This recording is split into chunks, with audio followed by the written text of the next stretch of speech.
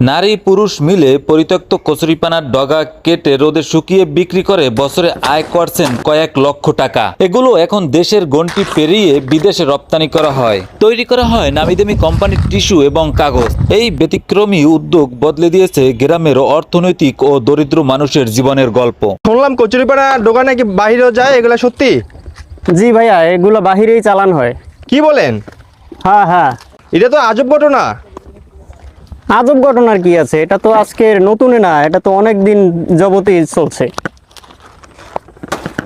আচ্ছা, আপনি কিরকম প্রত্যেকদিন কিরকম সময় এগুলো কাটতে পারেন?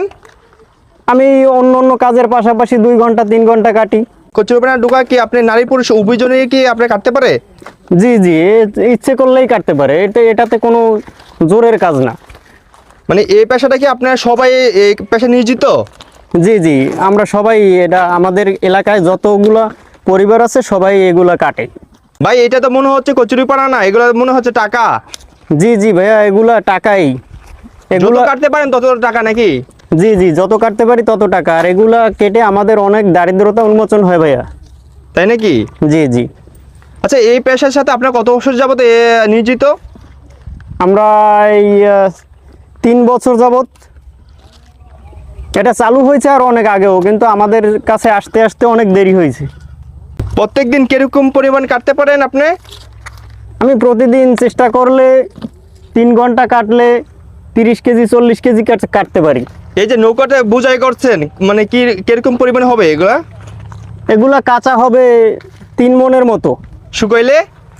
শুকাইলে হবে আপনার 20 কেজি 15 কেজি এরকম। আর প্রতি কেজি কত করে বিক্রি করেন? আমরা শুকনা প্রতি কেজি বিক্রি করি 50 টাকা। বাড়ি থেকে এসে নিয়ে যায়? জি জি। বিনা পুঁজিতে টাকা? জি জি। আচ্ছা ভাইয়া, এগুলো থেকে কি তৈরি হয়? এগুলো থেকে টিস্যু তৈরি হয়, তারপরে অন্য অন্য বিভিন্ন জিনিসপত্র তৈরি হয়। বাংলাদেশি মানুষ ব্যবহার করে, বিদেশি মানুষ ব্যবহার করে। ভাই, কাটা কি শেষ? হ্যাঁ ভাই, আমার কাটা শেষ। এখন নিয়ে এগুলো রোদ্রে শুকাবো।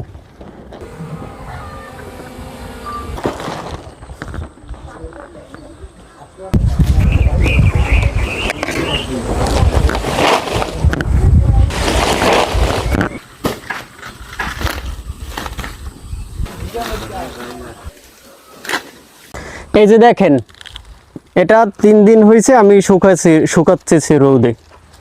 এরপর আর 3-4 দিন পরে এটাকে বিক্রি করতে পারবো।